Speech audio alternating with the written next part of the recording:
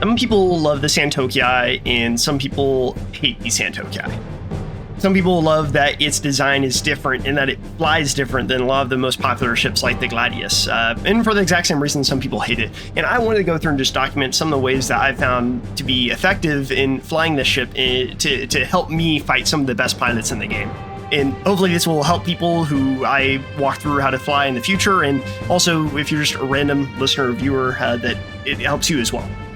So here are some tips for the ship. So when you run the ship, you can always make sure to make all your power go up to the very top, that's every ship. That's usual, pretty normal stuff. And for its setup, you'll notice something that's kind of strange here, is I turn the ship on and off instantly.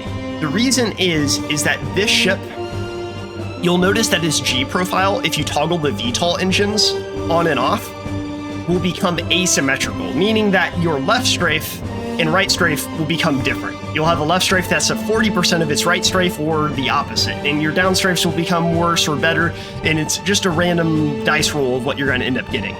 But you can mitigate this factor by turning your ship off and then toggling the VTOL on and off to fix it. The reason this is a big deal is that your gimbals that govern your weapon's aiming will be locked in place, which will affect your aim whether you're using manual gimbal. And though I'm not certain, I'm fairly sure it also negatively impacts your ability to aim with aim assist to a very minimal degree, much lesser so, unless you do this. What you also have to do is, once you do that, is then toggle on your manual gimbals if you want to use manual gimbal. But you have to do this by toggling your ship off. Also, for the weapons, swap them to Panther repeaters, because right now the Young 2 repeaters in this current patch just aren't all that great. So this is a fight versus a Blade pilot who's he plays a lot of ACs. He's a sweat, and he's not probably like one of the 12 best players in the entirety of Star Citizen, but he's up there with probably the dozens of players that play Star Citizen. And the Blade is a kind of a scary ship because the alpha damage on it is incredibly high, and the ship has an incredibly high, large cross-section. You can already see one of the wings went off. And the big reasons I showcase this is, notice that once this wing gets blown off, that this ship flies perfectly normally. I'm turning on yaw and no issues whatsoever. And you can notice here, it's getting in a dangerous position where my hole is red and this ship isn't red at all. And as at this point, I start flying a little bit more evasively in order to try to fight this person. But I continue pushing and end up killing him really quickly, which showcases the strength of this ship in that even though it has one of the best back strafes in the entire game, that's not the priority of how you want to fly it. And this helps oftentimes in squadron battles, where one of the biggest issues is trying to merge on pilots at far distances, which a lot of people are just holding boost and stuff. A lot of times you have to use the tactics such as pre-nosing, but in this case, you can just use your strafes. And because you use your strafes when you're going really down or left, right, and you're doing that very, very hard inputs, this causes people to have to shoot your shots underneath your ship when you're going down or up or left or right, and to lead your targets. And if the bullets are coming in at an angle because they're leading at you as you're going to the side, they're shooting over here and your ship's pushing into them, that means that the bullets are going to hit here rather than your cockpit. And this is a big issue because the only way to blow up a Santoki is to target this right here. If you don't target this part of your ship, this ship will not blow up. It will only blow up these wings until those blow up first. Effectively increasing the HP on this very effectively. It effectively increases the effective HP on the ship significantly. And then in Squadron Battle, you can pick up wrenches and then get a ton more HP. So here I was actually the 2v1 target while my ally sort of helped me on the side while fighting these people. But despite taking a little bit of a 2v1 for a while, which we then turn into as my ally comes back, turn it into a 2v1 on them, I'm able to take a lot of that punishment from the sides because I have these pretty much armor panels like I'm the Mandalorian on the side of my ship, making it an incredibly difficult target to kill. And because I don't need to have much of an understanding of pre-nosing, as soon as I pass this person, I can just put in a side strafe input. My side strafe input's like almost as strong as my forward strafe is what it feels like. So I just need to strafe towards my opponent in the direction that they're going in order to get closer to them. Now, you might be being like, Alkaline, why are you trying to get so close to the person? You have such strong back strafe. Shouldn't you just kite at a really long distance to try to do that? Well, the problem is this ship has a much, much higher cross-section than this ship. Look at the size. This is the cross-section of this ship right here. And then this is the cross-section of this ship right here. At range, this ship is going to be able to dodge all of my shots and then be able to regen shields because I can't land anything. And this ship won't be able to do that. So what I have to do is push in and trust that my shield and HP, which this comes with the same shield a Guardian comes with. Put that in perspective. It comes basically with a heavy fighter shield. I need to use my effective HP and my superior gun power, because I have 25% more guns than the other opponent, to be able to take out the opponent at a close range, but I can't give them quite close enough range that they can then knife fight me. And the way I do this is I govern it with my strafes. So when he tries to push in for a knife fight and get off my nose and behind me, I just very microly do a back strafe and do an up strafe. And then that immediately gives me more leverage to determine my nose in this conflict, to get my nose back on him and continue the fight. Now, when he starts pushing out though, look at this delta. The delta is the change in distance between the current distance and this distance. So if he's 619 meters out, in a second, he's going to be 640 meters out, right? So I want to make sure that that distance stays below 600 meters. That way I have agency to aim on him and just take him out and kill him, because I know that the TTK for me is going to be longer than the TTK my TTK to kill him is better than his versus me. And then I can pick up another wrench and then just keep on going around the merry way. So talking about like this ship being harder to pre-nose and everything. So here's another fight. This ship is difficult to pre-nose, and it effectively can pre-nose other ships, which pre-noses mean that like normally when you pass an opponent, if you want to get right on there, a lot of times people will sort of decouple their engines and turn their nose. That way they can use their forward thrust. And the reason is your forward thrust is your most powerful input, so it gives you more control in the fight. But when this ship has practically the same control in everything of the strafe inputs, you can just use your strafe inputs in order to effectively do this advanced technique, allowing you to fly in a very strange way. You give up your ability to kite, and your ability to knife fight almost, but it gives you this ability to brawl at a really strange distance where normally you would think this light fighter versus say a heavy fighter would basically get the quote-unquote slot where it can shoot the opponent and the opponent can't shoot back. But this isn't a heavy fighter, and it's not your normal medium fighter like a Hornet. It is the Xi'an technology that allows it to have such good inputs that it can just back strafe here for a second and up strafe that you get nose back on it again and then can keep firing at them. Now, notice how high I can fire up here. It's higher than even some other ships. This ship is not an easy ship to use manual gimbals on, but because of the settings I decided to use to sort of elevate the skill ceiling for the aim, but it effectively helps the ship. What I do is I actually use a elliptical or rectangular aim pattern. I actually use 20 pitch, and I use, which would be this direction here, for my V-joy, and then I use 15 yaw for this side here, which is my V-joy range. This effectively allows me to aim higher in the up and down directions, which I can use my up strafe and my down strafes to try to force someone into, and then it allows me to shoot on the other side as well. And what that means is that people might think, oh, this person doesn't have nose on me, but because it's such an alien-looking ship, they honestly can't tell, so a lot of the normal stuff that they're used to doesn't quite apply to the ship in the same way as my other ships.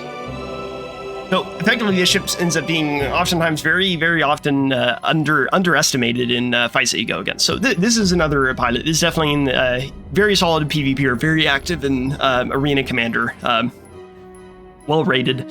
And this pilot that I'm fighting here is one that he can fly close, he can fly farther ranges and everything. And this is a contest versus me and him in the Santoki. He's good enough now to help me with this, which is awesome, testing this out. So notice how, again, the goal is here to stay between that like 200 and 600 meter range. So here, look at the delta. Let's go back a little bit here again. Look at how this number is constantly under 100 meters a second. We try to, here it passes because it's over 100 meters, and now negative 53, negative 10, negative 96, and now here it's slipping out a little bit. But I push it right back in, and then it starts getting positive again, and then I try to bring it back down to 0. So how is this happening? This isn't a him thing. This is me using my stronger strafe inputs to try to neutralize not my pit position, but neutralize the change in distance. Neutralize this. I'm fencing for control of specifically this number right here to keep a very particular distance where I know that I can out-trade this individual and take very little actual true damage to my cockpit in most fights, because I practically have heavy fighter shields. So here you can see I still have shields and he has red nose. And then here the trade is done. So let's go into another fighter. So you might be like, okay, so Alkaline, you were recently on a podcast with Avenger 1 and you just got absolutely wrecked by the arrow, and now the Guardian is absolutely dumpster tier because everyone can just kite you. I haven't played 4.3, that might be true now, who knows. Last patch, Avenger 1 was the only person who I experienced who did it in the arrow to the extent I thought it could be done. But in this case with the Santoki is a little bit of a different story, because the Santoki has incredibly more forward strafe than the Guardian did. So this is versus a contest versus someone who was pretty much just backstrafing me the entirety of the fight. Basically the whole fight. And while they weren't corkscrewing and doing distance control as the very top pilots in the game, realistically for most people, you're not going to fight the absolute best of the best of the best when you're fighting the PU. So I think there's still some helpful tips here. The nose first is I'm not doing some fancy pre-nose shenanigans here. I'm just holding the W key, and at times I'll strafe downwards to try to neutralize into his position to basically get distance on him. So you can see that right here I am going 143 meters towards him, because if it was negative, it would this highlighted section would show up here. But look at that number, -32. He's backstraight. You can see my TVI indicator right there. That's like almost directly on him. 174. That's only 24. So he's like backstriking at like 100 meters a second or more. 234, 183. So here we're gaining some distance. And right here, I have to do a micro extension, just backstrafe and then pull back around. Instantly gets me on, but even that micro extension, look at how fast he's going to run. So I gotta hold the W key. I'm just eating shots. Taking all these shots to just everywhere on my ship. I'm already down my entire heavy shield. He's just down his light fighter shield. But even then, because I'm able to just neutralize with these strafe inputs that normally with other ships, I would have to do maybe a pre-nose with, which would lose me guns on time. By using gimbals, I don't lose guns on time. And by using strafes, I don't lose my ability to really maneuver on the opponent. And he pushes down in this corner and I'm able to take him out with the pitch. So it wasn't for free by any means. It was not an easy fight at all. So let's look at it a little bit more, just other fights from our perspectives and stuff. Again, this is hopefully sort of a companion piece just to other training stuff that you do, but kind of really in the context of how does the Santoki look like. Another thing, make sure to run in this patch the industrial shield, the Rampart. That has the highest shield HP. You aren't going to likely have the chance to regen shield on this ship. I've heard that in the most recent patch that this ship has gotten buffed and now it can wiggle like a monster because it has better strafe inputs. In some experiences, I don't necessarily like this patch as much because I really liked having the stronger up strafe because my pitch is so strong in that 20-degree radius and the vertical axis. So them actually nerfing the up strafe hurt my play style a little bit, but a lot of these tips should still help you, especially with the micro extensions on how to do. If you macro extend with this ship, you will die. If you extend more than 600 meters out, you should lose. So, but look at this DPS here. We're just trading. But I have a heavy fire shield and he doesn't. And look, I'm actually behind in this fight. My shields are down. His shields are still up. And so I'm keeping the fight really close. The problem is I'm probably keeping this fight a little bit too close. I'm almost keeping it under 200 meters, which he can just shoot, get off the area. And here I lose target lock, and I have red hole. Check this out. Red hole, nose. So this is where the ship becomes really scary, though, because it just takes a little bit of a mistake from the other opponent for this thing to really lay into someone. Because you do have that damage increase relative to the other person. So here, you just lay in and boom. The DPS on the Santoki is very scary, I think, by combining its ability to fight close and push with the gimbals, it's able to land a lot of shots that otherwise people just aren't able to land in these distances. So again, this ship, when you're flying it, even though it has the best backstrafes in the game, you aren't going to play this ship like a kiter. You have to play it like a brawler. You got to use gimbals in a close sort of medium range. You're not knife fighting, getting around the people, but you're not fighting at that like 800 meter or farther distance also. So like right here, you see I get within that 200 meter radius and I lose nose, but I back off just micro, and look, I'm keeping that just around 0 whenever I can. But see, it gets a little bit higher and then I lose nose on him. A little micro extension, I get back out, and then I need to start pushing back in here. Yep, you can see that delta changes back there. And the way I'm controlling that is, let's say I need this number to go higher. I want this to turn into 80 meters a second. I should be using forward strafe and down strafe if I want to do that. If I want to go farther away from him, I'll use the opposite. I'll go back strafe and I'll do up strafe. And then time to time, I'll use the direction that's perpendicular, which is this case, to this line here, to add in a little bit of side to side. That way my aim isn't flat. I'm not just a sitting duck. Forcing the opponent to sort of do a little bit of an aim check, that if they don't have the skills to make the aim check, they'll be losing out on DPS. And see here, it's just 400 meters. We get almost a little bit out there, almost to 600 meters, but see, I push back in here. And you'll notice that in these combat, a lot of times I'm just holding the boost key the entire time. I'm not the best pilot of all time. I'm just holding the boost key because I almost have this idea that, dude, I'll be able to just win the fight by the time this boost is over. Just over dozens of fight with this.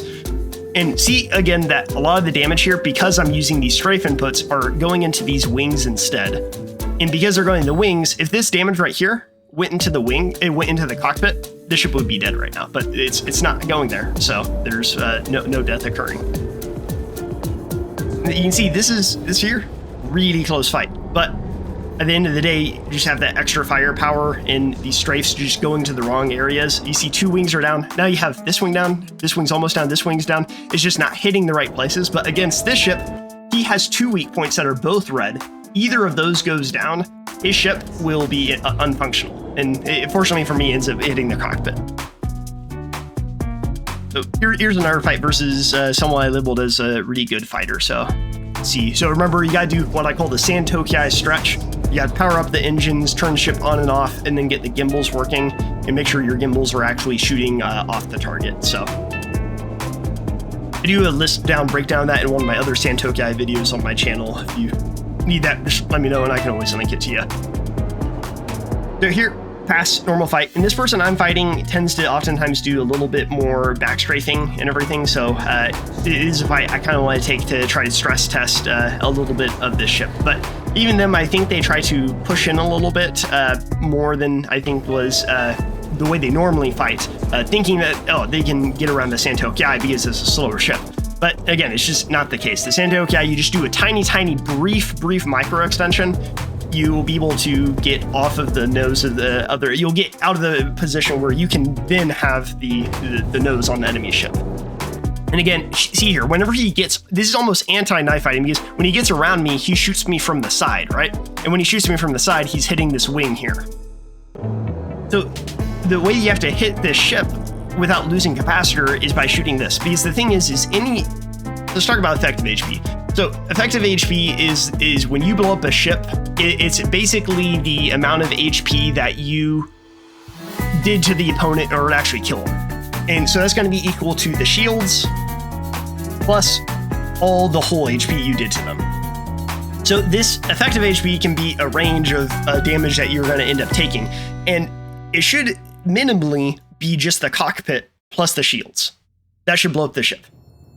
But if you take it at a much higher regard, it would be all of these wings plus the shield plus the cockpit. And in this case, it's much higher because the person is attacking all these positions.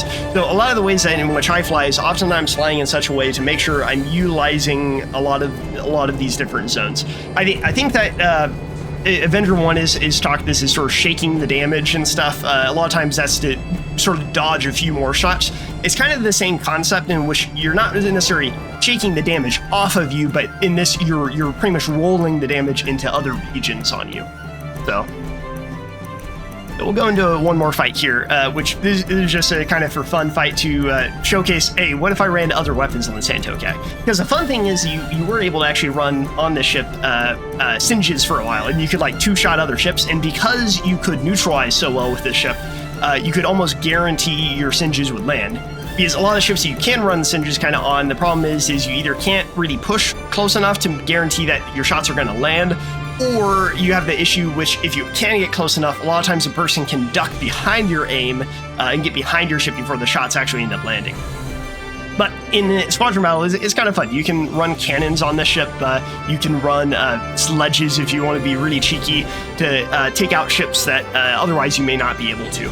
So for me, this ship is really interesting. I think in some ways the buffs that the ship experienced came from a place from a lot of people thinking that this ship was really underpowered and undertuned. But I had success with the ship before those buffs even occurred, and I think in a lot of ways, like a lot of times as a Star Citizen community, we can sort of fall victim to this sort of mindset where, oh, this ship has been recently buffed, so now it's completely changed in every way, shape, and form. When in reality, I think it's more so it just hasn't. It's changed a whole bunch from the last time we perceived what the ship is actually, and a lot of times the accumulation of a whole bunch of small changes over time. I mean, you think about the recent inside behind the ship Star Citizen for the Lone Wolf, and they're like, this ship is the first ship in the game to have a clock in it. It's like, that's not true. The 300i and the 300 series can have a clock in it. It is functional. And similarly, I think this ship here, a lot of people just haven't been able to either make use of it because of weird bugs, like the thing I talked about with the gimbals being locked in the VTOL thrusters, or just not really having guidance on like how is it that this ship flies differently or should fly other than other ships, and rather just sort of defaulting to whatever quote unquote is most meta or the highest tiered ship in the current lineup, rather than having a few people spend tons of hours for no real reason, but because they find it fun to find out the ship's meta. So anyways, those were some of my thoughts on the Santoki, and if you have other ships you'd like to hear some analysis from me on, let me know in the comments below, and hope this was helpful.